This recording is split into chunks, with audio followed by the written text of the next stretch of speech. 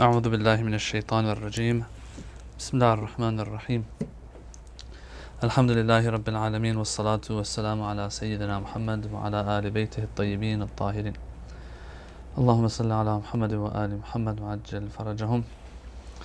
Assalamu alaikum wa rahmatullah. Brothers and sisters, are we live? Just want to make sure we're live. Alhamdulillah, we have made it to article 132 of the book. My internet's having problems here. I can't log on to Facebook. But I'm going to go over what we covered before a little bit and then start with today's talk, inshallah. So last session, what we had was, the last thing that we discussed in article 131 was regarding how love of Ahlul Bayt is something set in stone when it comes to the Islamic faith. Everyone believes that you have to love the Ahlul Bayt and the family of the Prophet based on a verse of the Quran and of course hadiths that we all have. Now, what we covered was a verse or a couple verses about that, and then Ayatollah Subhani, what he wanted to do was he wanted to get out of this idea of loving Ahlul Bayt. He wanted to show that, look, so there is reason for celebrating the Prophet's birth and for celebrating these figures of Islam. He wants to draw another conclusion from this as well, from this understanding.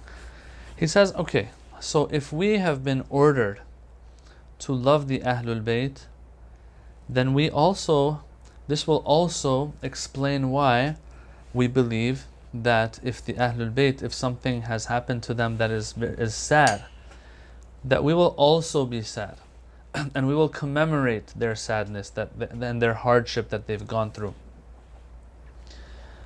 He says that's the idea he wants to get out in article 132. But it's important to understand that article 132 is based on article 131. So that's in happiness and times of happiness. He's saying that we are going to celebrate them, we are going to remember them, and at the same time, in the times of hardship, their suffering, we're going to remember them, and we will mourn for them, and we will commemorate. That's what he says. So I'm going to just start reading off of article 132 here, where he says, mourning of religious leaders, it says, the translation says at least. He says, from what has been said, the philosophy, from what has been said, what he means by that is what was discussed in the previous article. From what has been said, the philosophy behind mourning the death of religious leaders will be clear. Okay, so why is he bringing this up?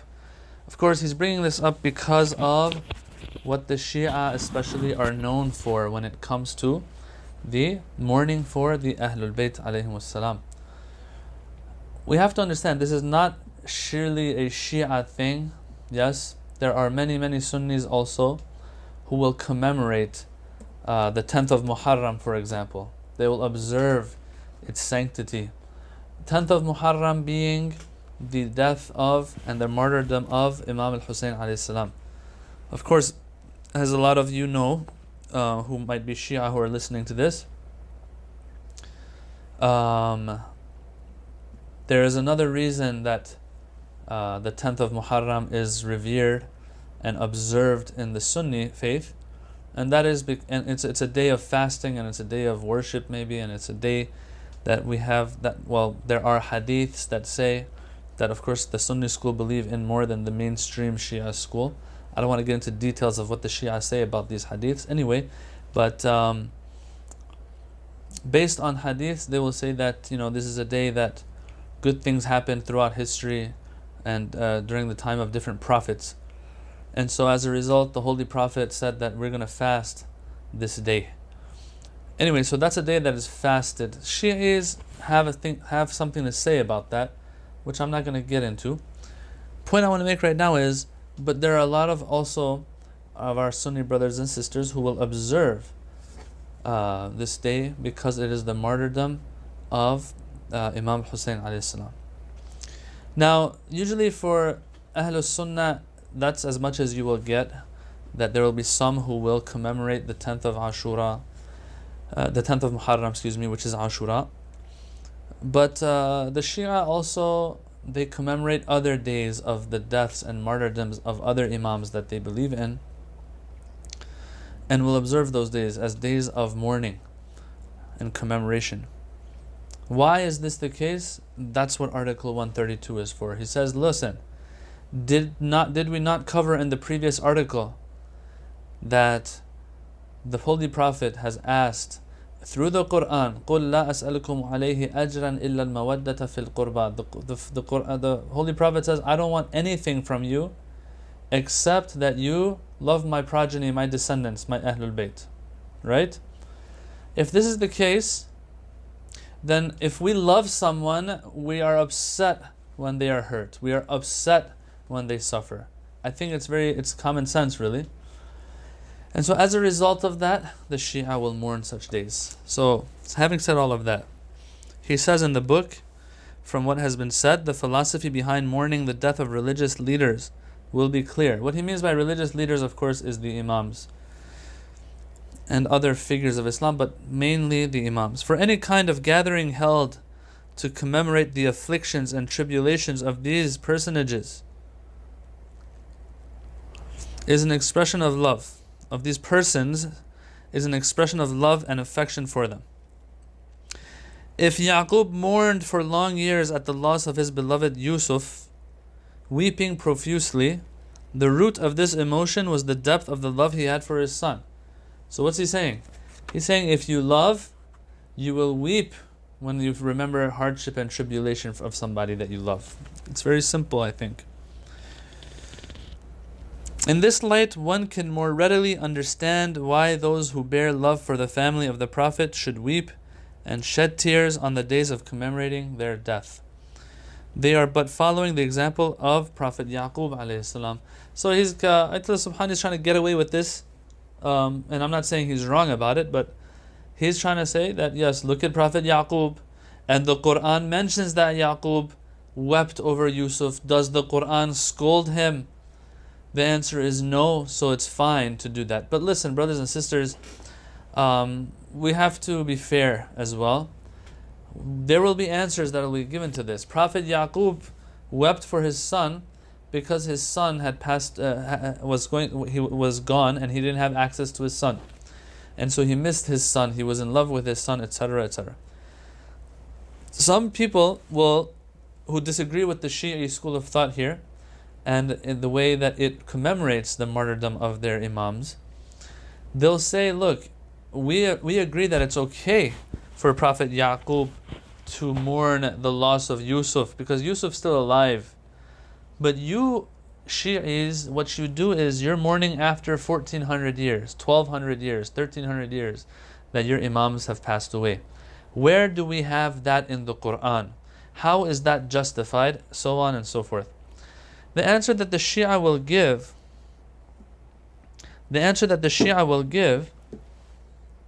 is that, look, we first of all have many hadiths in our sources that encourage us to weep for a person like Imam Hussein alayhi salam. And with that weeping and emotional connection that takes place, and through that it is that the memory of Ashura is kept alive, the memory of Imam Hussein is kept alive. And the Shia school believes that yes, there were people throughout history who were okay with and who would like to have been able to wipe out the memory of Imam Hussein. If Imam Hussein had not been kept alive by the tears of people, because when you shed tears for something or somebody, that's when an actual emotional connection has taken place between you and that thing, and a strong bond is there, and it's hard to get rid of that thing. Others can't get rid of it that easily anymore. It is only through that the memory of Imam Hussein is kept alive. So we have, the Shia school has many hadiths, brothers and sisters. We have to understand, as a person who's not from the Shia school of thought, I have to understand, for example, that the Shia follow the Imams when it comes to learning what Allah wants from them. The same way in the Sunni school, maybe, there will be people who will, and this is mainstream, will follow the Sahaba. And the amal of the Sahaba in learning, when it comes to learning about the deen and what the deen wants. And then later on, the four imams of the four madhahib. Alright, so a person who understands that, okay, the Shia, they follow what Ja'far al-Sadiq alayhi salam says, what Muhammad al-Baqir alayhi salam says, then they should accept at least that, okay, these people aren't acting upon whim. They are doing it, they have reason for it. They follow whatever they find in their books of what Imam Ja'far al-Sadiq, for example, has said.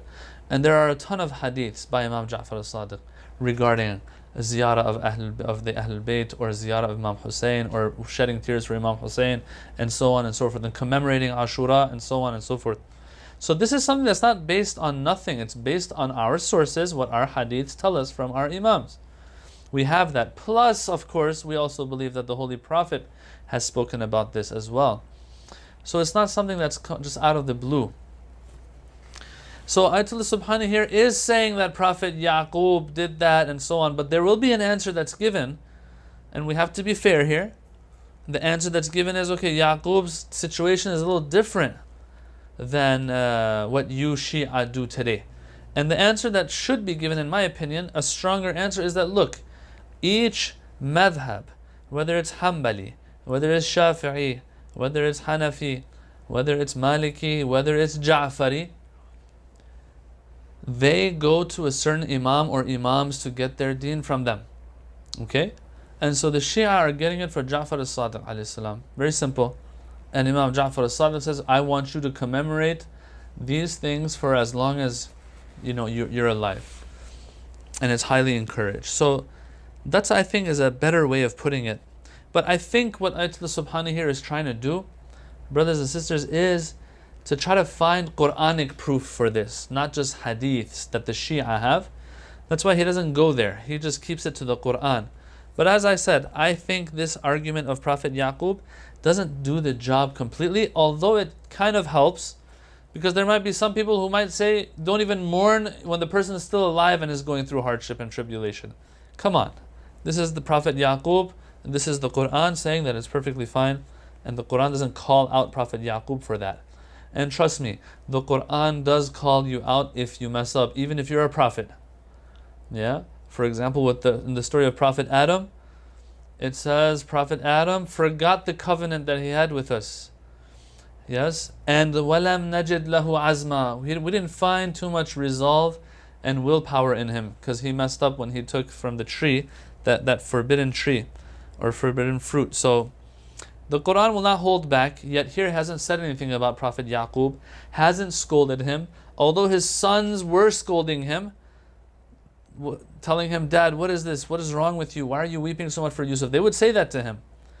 But the Quran never says that. I can't remember any part of the Quran that will speak in a negative tone about Prophet Yaqub's weeping for Prophet Yusuf. Point being, brothers and sisters, that true, the Quranic, the verse that they brought isn't going to do the whole job, but it does the job for some at least. To an extent, it might do the job. Okay, so that's that. Alright. In principle, he says, the establishment of gatherings for remembering dear ones goes back to an action performed by the Prophet himself. Once again, Ayatollah Subhani wants to use proof that everyone agrees on. First he tried using the Quran, now he wants to use Sunnah of the Prophet. Okay, well, tell us about that. What did the Prophet do? He says, performed by the Prophet himself, sallallahu alaihi wasallam, when he noticed after the battle of Uhud that women were mourning the loss of their martyrs among the Ansar. The Ansar are the Medinaean helpers of the Holy Prophet. The Prophet had two sets of followers. Those who followed him in Mecca and went with him and migrated with him to Medina, or stayed in Mecca because they couldn't migrate. Nonetheless, they were Meccan. Those are called the Muhajirin, the migrants, the ones who migrated.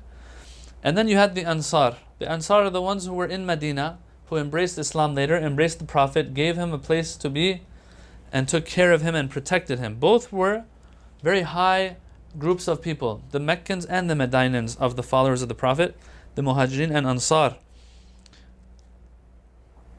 So here it says, when the Prophet noticed after the Battle of Uhud that women were mourning the loss of their martyrs among the Ansar. Alright, Battle of Uhud. In the Battle of Uhud, Muslimin got killed and became shaheed.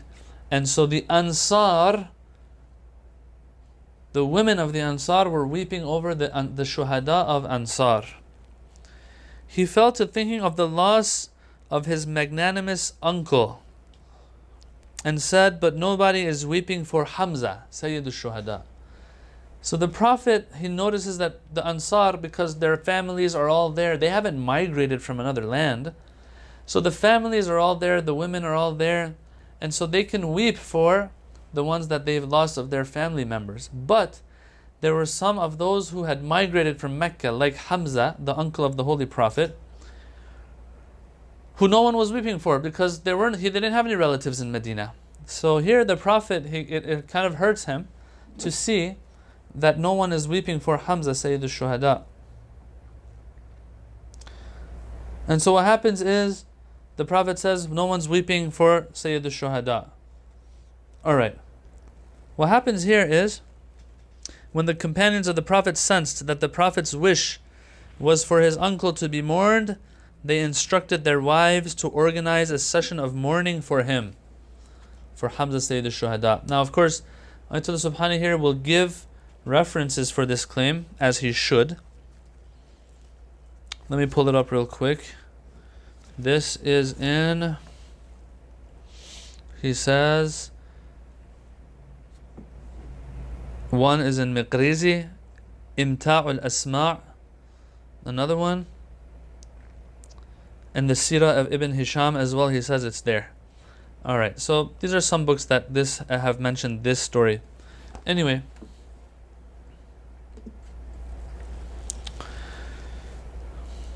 the session took place, and the Prophet ﷺ, out of appreciation for this expression of compassion from the mourners, made a prayer on their behalf. He prayed for them. He said, may God have mercy on the Ansar. Then he asked the leaders of the Ansar to tell their women folk to return to their homes, as if like, okay, thank you, that's enough, that does the job. And the Prophet felt better now about that.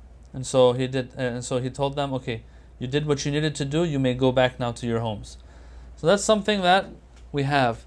Point that he's trying to make here is that if mourning for a shaheed was that bad, then the Prophet would have said, don't do it. He wouldn't have asked for such a thing, but he did. Alright, so I've been offline off of Facebook, and so now I just logged in. I saw there's a question. It says, how can the Sunni school, including scholars, do better job at fasting on the day of Ashura and acknowledging the miracles that they say took place, but still acknowledging the tragedy of Karbala? Well, I mean, it's not going to be... well, if you're just fasting, I would say it's fine. Of course, the Shia don't believe in that fast. The mainstream, I have to say, Shia don't believe that that's a day of fasting. As a matter of fact, it might be makruh to fast on that day.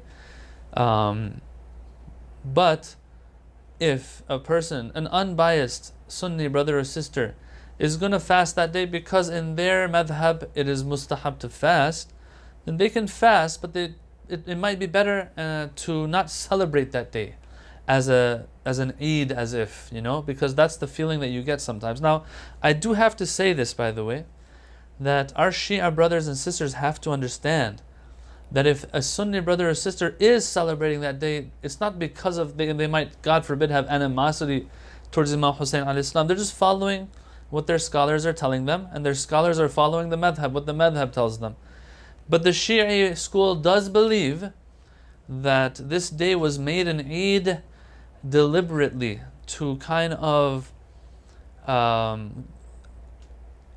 overshadow the Shahada of Imam Hussein alayhi salam by those who didn't like Imam Hussein centuries ago. But we have to understand that in this day and age that we live in, we have to understand where each and every Muslim is coming from. One is coming from one school of thought, another one's coming from another school of thought. Come on, they're not mujtahids. They're going to follow whatever the scholars are telling them. And the scholars aren't like huge muftis that know everything that they're talking about. They're going to also follow the muftis, the grand muftis, whoever they are. Just like the Shi'is follow their maraja. And so this idea I've noticed here and there that this person is fasting and celebrating, because he has problems with Imam Hussein alayhi salam. No, it's not the case. I have to disagree. But at the same time, if I would, as a word of, just humble advice to our Sunni brothers and sisters out there who care about, unity and their fellow Muslim brothers and sisters of the Shi'i school, that if you're going to fast that day, you fast that day, but let's not make it a day too much of celebration. This is, in the Shi'i school, this is the saddest day of the year. Ashura is the saddest day of the year because the holiest of bloods was spilled on that day. Yes? Well, somehow, brothers and sisters, we have to get along. We have to understand each other. Both Shia and Sunnah, and which are all brothers and sisters at the end of the day. Anyway, let's go back. It says, in addition, mourning for those martyred in the path of God has a philosophical underpinning. There's a reason for it as well. So he's saying, look, we have hadith for it, we have stories for it, we have verses that talk about Yaqub, and so on and so forth. True. But even if you start thinking about it a little bit, you can come to certain reasons why Islam would encourage commemorating the martyrdoms of these great figures of Islam. What is that? He says, maintaining the grandeur of such persons is a means of preserving their school of thought, thereby upholding the perspective which is founded upon sacrifice for the sake of religion. A shaheed, remembering an imam who is martyred, especially Imam Hussein alayhi salam, remembering him equals remembering resistance against batil. It equals patience in the face of tribulation. I mean, today you have people coming left and right with their issues, with their problems. Everyone has problems in their life. Everyone's struggling. And you will find people who will say, I don't know why this is happening to me. What is wrong with me? Is God upset with me? Even this much is enough. Even if Imam Hussein, what he did helps people like this, and that's all, it would still be something worth keeping his memory alive for. The fact that you can tell somebody who's suffering in their life that, look, don't think God doesn't like you, because suffering doesn't always equal God doesn't like you or God is your enemy or something like that. No. If suffering equaled God has a problem with you, that means God had the most of a problem and issue with who? With Imam Hussein himself, because Imam Hussein went through the most suffering and trials, right? But no one ever says that Abu Abdullah Hussein alayhi salam is someone that Allah didn't love, right? So Imam Hussein, the least, I'm not saying this is the most, but this is the least you can get out of it, is when you keep his memory alive, is that I can be patient in the face of hardship because these saints of God and chosen ones of God even went through hardship and they showed patience. If there was anyone in the world who wasn't going to go through hardship, it would be them. So the fact that they do go through hardship shows that I need to also be as patient as I can as well. Alright? So that's the least you'll get out of it, all the way to the top where Imam Hussein, what a person gets out of the story of Imam Hussein is to resist against batil, to resist against the dhulm, falsehood, oppression, speaking up, standing up against those who they have to stand up against, and so on and so forth. So there's so much that comes out of keeping their memory alive, and keeping their memory alive is through their commemoration. And that's what he's trying to say here, Ayatollah Subhani. He says, there is a philosophical underpinning. Maintaining them, their image, their greatness, is a means of preserving their school of thought, thereby upholding the perspective which is founded upon sacrifice for the sake of religion. When haram comes my way, yes, I always say this, when haram comes my way, what do? What I do is I stay away from it for the sake of God, for the sake of religion. Abu Abdullah gave his life. I can't give my 5 minutes to get up for prayer. You know what I'm saying? Yes. Alright. Brother is asking, is there such a thing as excessive mourning outside of Muharram? For example, conducting weekly sessions of mourning, I'll call it. Or are we allowed to do so? Because I've heard various opinions on the matter. Also, how do I explain to our Sunni brothers the origin of matam, whenever they question the validity of it. Well, this is rather, it's when it comes to matam, for example, which is the beating of the chest. Um, it's funny because I was watching one of the scholars, non-Shia scholars, who was speaking about Imam Hussein alayhi salam, and he was talking about how the Kufans betrayed Imam Hussein, and so as a result, and these Kufans were Shia. I mean, and this is something that we don't believe in, by the way, and there's a lot of talk about that. Okay, anyway, that's a different topic. I don't want to get into at all. That's something that deserves its own time and lecture. Were the Kufans really Shia or not?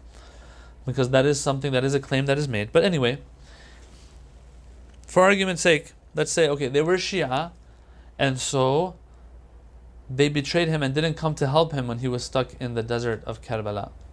And so as a result of that, they regret it. And so for that regret, they beat their chest. I was listening to this, I was like, come on. That's not why we believe, that's not why the Shia do something like that.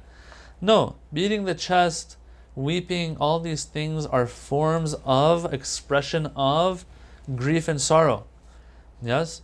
And so if I'm going to commemorate the martyrdom of Imam Hussein alayhi salam, and be sad about it, it's natural that certain things will happen. I will shed tears. I might hit my chest like this, like mothers do when they see that their son has died. They beat their chest like this, or with an open hand. It's become symbolic of grief and sorrow, and mourning. It is, I will say, you won't find a hadith for it. So if you want to explain this to others who don't really do it, you say, look, our faith tells us to mourn and express our mourning. Some hadith tell us they put their finger on shedding tears. So we're going to do that for sure. And trust me, brothers and sisters, it's not hard to shed tears for Imam Hussein. His tragedy was so great that just remembering it brings tears to one's eyes. So tears, the hadiths have mentioned in particular, but this matam or things like that are cultural. Does that mean that it's wrong now? No, that's one way of mourning, and that's one way of expressing one's grief, and so that's why the Shia do it. Now you're saying, is there such thing as excessiveness there? Once again, it's a cultural thing. If it's a cultural thing, then you have to see what the culture says here. If it's something is excessive or not. I can't say yes or no or draw a line, right? It's subjective. Every culture will be different. So that's regarding whether it's excessive or not. And plus, these are touchy subjects. That's why it's better sometimes not to discuss them too much, because one person will be used to their culture and their way of doing things, and what happens is they'll notice another way of doing things that in another culture, and all of a sudden they take offense because they're like, wait, that's wrong. Wait, no, there is no wrong and right here. It's cultural. So every culture will do it the way they see that they want to do it, as long as certain red lines of Islam are not crossed, of course. That's also important, which usually that doesn't happen. Okay, but brother, if you want, we can talk more about it in person if you ever see me around here. All right. Once again, how did Noha develop to be part of majalis for the imams? Once again, you're remembering them. It's like a type of eulogy. And then as people are listening to these trials and tribulations that the imams went through, especially Imam Hussein, and they remember, they will beat their chest along with it, along with that recitation, right? To show that yes, these things that have happened to the imams is making us upset as we're listening to it. So once again, it's a form of expression and expressing your grief and sorrow. Through all of this, tears come. Through all of this, remembrance comes. Through all of this, love comes. And as a result, a strong bond comes. And as a result of that strong bond, people become more religious. People are willing to do more for the religion. People who might have got distanced from the religion come back towards the religion. When someone hears about what happened to the infant baby of Imam Hussein alayhi salam, that's enough for them to make a decision for the rest of their life to be a person who lives up to what Imam Hussein expected of them. So all of this is, it's expressive. That's what I'm trying to say. So So you're asking, what if I don't understand the recitation with matam? Can I avoid it?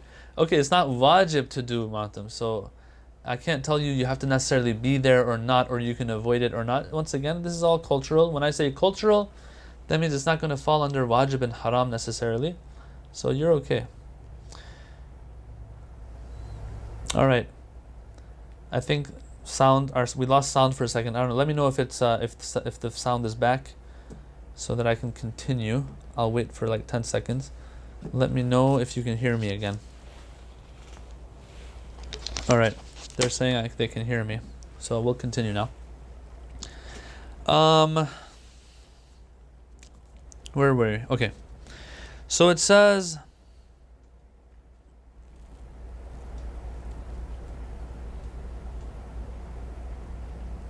the logic of this perspective, or excuse me, let me go back a little bit. Are we good? All right. So let's go back a little bit. It says, thereby upholding the perspective which is founded upon sacrifice for the sake of religion, and upon the ideal of refusing to submit to humiliation and disgrace. The logic of this perspective is summed up thus. So he wants to sum up everything now and conclude. A red death is better than a humiliating life. Of course, this is coming from Imam Hussein, that I would rather die than live a life of humiliation under a tyrant like Yazid, right? So a red death, meaning a death that ends with someone's blood being shed, but standing for what's right, is better than a humiliating life. In every gathering of Ashura, the 10th day of the month of Muharram, commemorating the martyrdom of Imam Hussein, this logic is revived, and entire nations have learnt and continue to learn a great lesson from his supreme act of self-sacrifice. As I said, every person will take away from this story of Karbala whatever they feel they can take. There's a minimum and there's a maximum, really, and maybe there is no maximum, but there is a minimum. As I said, that a person will kind of like come to themselves and be like, okay, if Imam Hussein, this beloved, chosen friend of God, went through all of that, then maybe if I'm having struggles in my life, I shouldn't think that God is angry of me, or God wants to punish me, or something like that. No, suffering even happens for the best of God's servants. That's the minimum. It'll go up higher and higher. A person will say, okay, Imam Hussein did all of this for the sake of the religion, to preserve religion. In kana dinu Muhammadin lam yastaqim illa biqatli faya suyufu khudini. If he said that, he made that remark on Ashura, that if the religion and deen of Muhammad sallallahu alaihi wasallam won't stay and won't persist and remain except through my death, then O swords, seize me and take me, meaning kill me, right? A person will see this and say, okay, Imam Hussein did this much, so at least let me try to at least live up to that religion that he brought, that he wanted to preserve. You know, this is important, by the way, and I'm speaking to my Shia brothers and sisters now. Imam Hussein gave his life so the Quran remains, so the Kaaba remains. So a Shia, throughout their life, in addition to their commemoration of Abu Abdullah Hussein, their love of Abu Abdullah Hussein, their remembrance and weeping for him, will also spend time to learn about that which Imam Hussein wanted to preserve, which is the faith, the religion, the deen. And so people like you who are tuned in right now, for example, to this session, that's one form, I would say, of learning about the deen. There's so much going on online these days. So many scholars using different platforms and different methods to get the message of Islam out, to teach Islam. Yes, we will be held, I think, a little responsible if we get lazy here. So anyway, all in all, Imam Hussein will inspire, yes, for the betterment of us when it comes to religion, and even more, we believe Imam Hussein can inspire all of humanity and have a good effect on all of humanity, Islam or no Islam, it doesn't matter, because his movement was a movement that even transcends all of these boundaries. Alright, that's Article 132. Let's move on to Article 133, and I'm going to end after this article. Hopefully we can go through it. Article 133 talks about preserving sacred monuments. And once again, these are not our beliefs anymore. We've already finished resurrection, death and resurrection and hereafter. As I said before, we're going through controversial topics now. We are going through topics that are discussed amongst different schools of thought. One of those is preserving sacred monuments. So for example, those of you who've been to Mecca, Medina, you will notice that the tour guides, those speakers or sheikhs or whoever it is that is guiding the group and the caravan, sometimes will say, yes, over here on your right, there was a home of one of, I don't know, the companions or wives of the Holy Prophet, but now it has been demolished. If you look to your left, there was this place is a place where, I don't know, it was wells that were dug up by Imam Ali alayhi salam in Medina, but these have been destroyed now. The question arises, why have they been destroyed? What's wrong about the Islamic heritage that it has to be destroyed? Things have to be removed. Well, the answer that you might hear from those in that part of the world is that, well, people come and gather here and revere these sites. And the reverence of these sites is not something that was practiced by the companions of Rasulullah sallallahu alaihi wasallam. So this might be a form of bid'ah, an innovation, and might lead to shirk.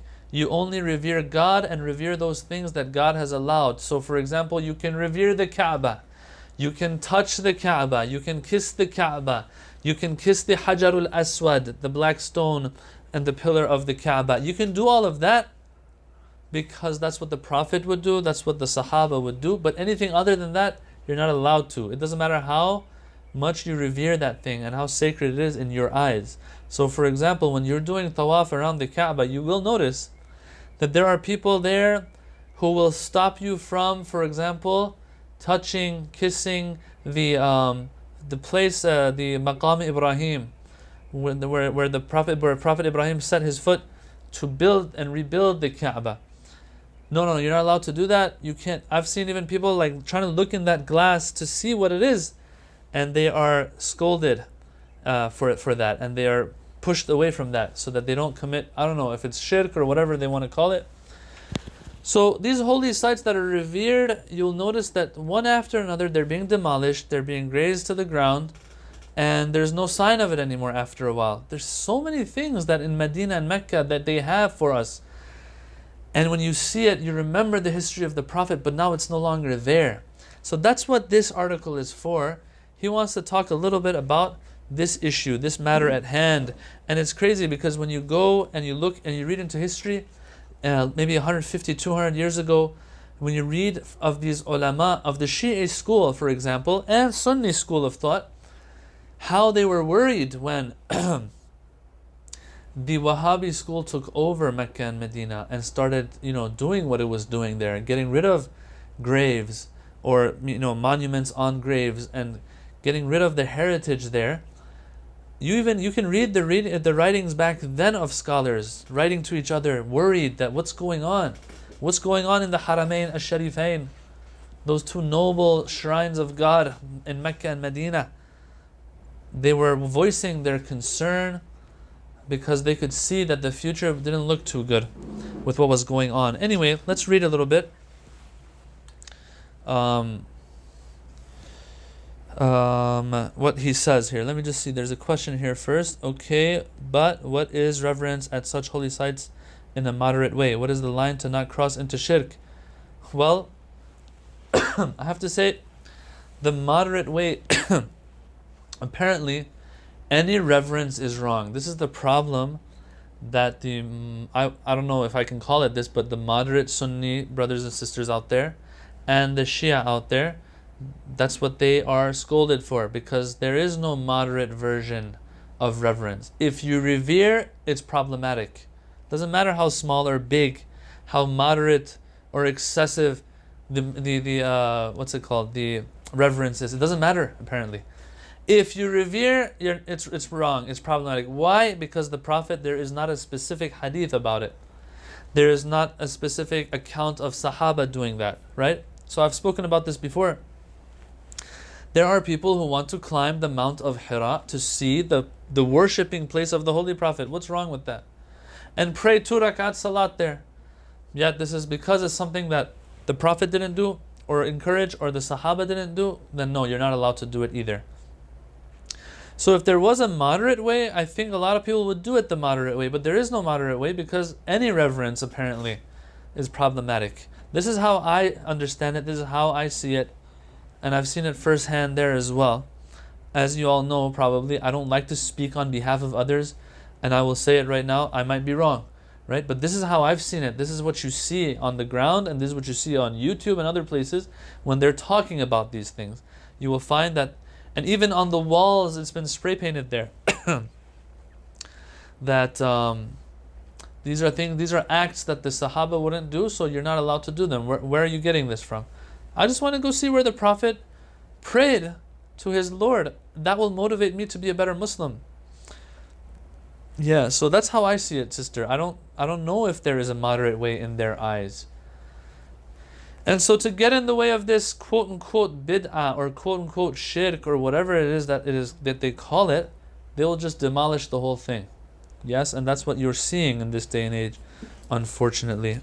So it says here, people who are intellectual people all over the world make an effort to preserve the works of their ancestors, protecting such monuments against decay, doing so in the name of their quote-unquote cultural heritage, he says. They guard such works by spending large sums of money on what they now call national monuments, for such monuments act as a link connecting the past to the present. Very important. If you want to have a past, if you want to have a history, if you want to have a heritage, the only way is through these sites, these monuments, these places. Yeah? This is something that's beyond religion. People who are from a culture, they try to preserve what has been left from their ancestors of sites, of old places, ancient places. So everyone knows, okay, this is where we came from. Everyone takes pride in that. It's something that everyone looks to do.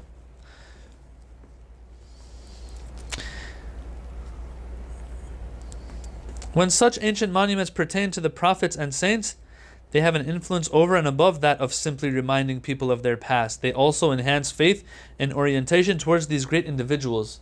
So, in a secular society, right, let's say, they want to preserve their heritage. Why? Because their children and generations to come will know what their roots were. Ayatollah Subhani here, he says, in addition to this, if you want to talk about religious sites, not only will you remember what your roots are, it will affect and impact the religiosity of people as well when those sites are still intact. If I can see the home of the Holy Prophet, for example, if I can see the well that Imam Ali dug, for example, and I think to myself, this is where Imam Ali was, it just brings a sense of reality to me. Before I see it, I'm always hearing the stories, it might seem like a dream for me. But when you actually go to these places, you see, this is where my Imam is buried. Things like that, it has a whole different impact. And this is why I think that our Imams didn't just say remember the Imams. They said go and do their ziyarah. Go visit their graves. Go to other holy sites and so on and so forth.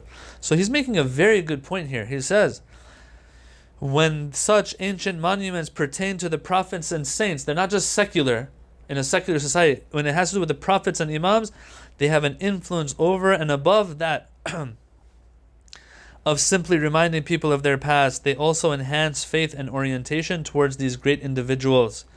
Were such monuments not to exist, the spirit of doubt and skepticism would, after some time, afflict the followers of these people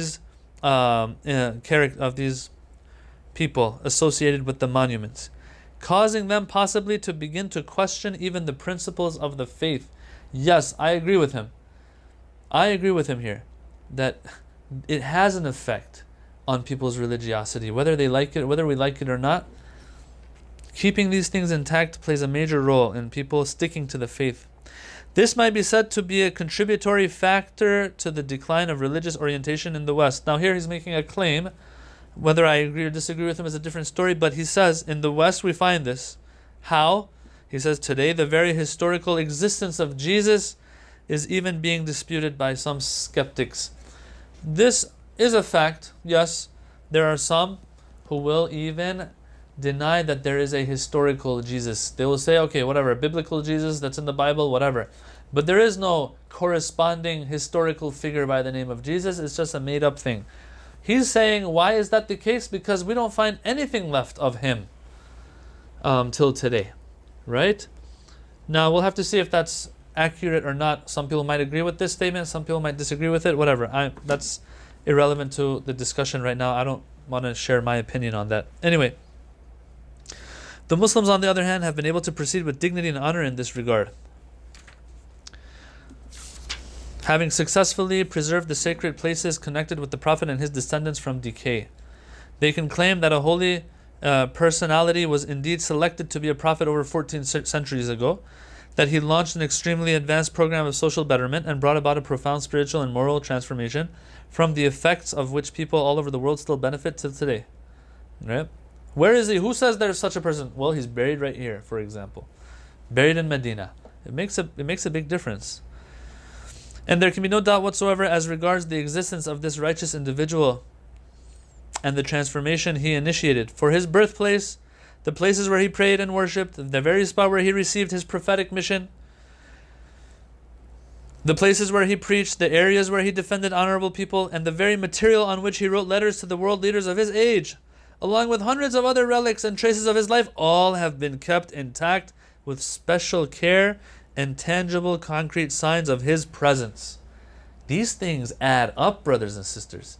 If someone can deny, God forbid, the existence of Jesus like 2,000 years ago, one of their main arguments is going to be, I don't see any traces of him anywhere. Show me. But here we have his letters are left, a lot of things of the Prophet are left for us to see today, to experience today. The most important is where he's buried, in Medina. Then Ayatollah Subhani, he gets into a discussion here that I'm going to have to leave for our next session. He wants to prove through the Quran now that it is something that you have to do and observe to preserve these sites. He wants to use a verse of the Quran, the verse that says, في بيوت أذن الله أن ترفع ويذكر فيها اسمه يسبح له فيها بالغدو والآصال رجال لا تلهيهم تجارة ولا بيع عن ذكر الله, until the end of the verse, Surah Nur, verses 36 and 37. Right? He wants to use that, inshallah. We'll cover that in our next session. We have after this article ends, we have article 134, which has to do with visiting graves, and 135, which has to do with ghulub, an exaggeration of the status of certain figures of Islam. And we'll be done with this chapter of controversial topics regarding the Shia faith. He covered a good 10, 12 of them, and I think, it was good. Once that's done, I'm going to finish this whole series probably, because after article 130, 5, the next 15 articles till article 150, where the book ends, have to do with hadith, transmission, what ijtihad is, and all of that. I feel that is not directly connected to and related to our faith and our belief system. When I say faith, I mean our beliefs. And so it's not an aqidah issue, it's just extra stuff that he's brought here. So I will end after next session. Our next session is in 2 weeks. Once that session is over, we're going to close this book, and that session might go longer than an hour, just letting you know. Once that's over, I will take a break from Mizan Live in April, and inshallah Ramadan will come, and we'll see if we're doing anything in Ramadan. And inshallah after Ramadan, there's a good chance that I will either continue the book, if I feel that no, it's good to continue it. If not, maybe start with a new book. But those of you who are following our social media pages and everything, you'll be updated. Just keep an eye out for the flyers, either on Instagram or Facebook. So before I end, let me just see. There's 2 more questions here. Do current Ayatollahs share this same view of having to preserve the sites? Yes, Yes, yes, yes. It's very important, sister. They do share that, and they're very serious about it as well. And was, tra- and also, well, other issues of transgender and things like that. These don't have to do with our beliefs, so these won't be discussed either. Transgender issues and stuff like that. So, no. The name of the book, sister is asking. Let me just say it one more time. Doctrines of Shia Faith by Ayatollah Shaykh Ja'far as-Subhani. There's also a PDF online, I've heard. Maybe you want to message the Mizan Facebook page. I think they're brothers who would know where to find that PDF, or there's links to it that they can share. Maybe, I don't know. If you want the digital version, but I think that it's on Amazon as well, if I'm not mistaken. Okay, so with that, we're gonna end. Next session is 2 weeks from now, inshallah, where we are gonna try our best to finish this book, inshallah. Thank you for tuning in and staying till the end. Keep us in your du'as till our next session. Wassalamu alaikum wa rahmatullahi wa barakatuh.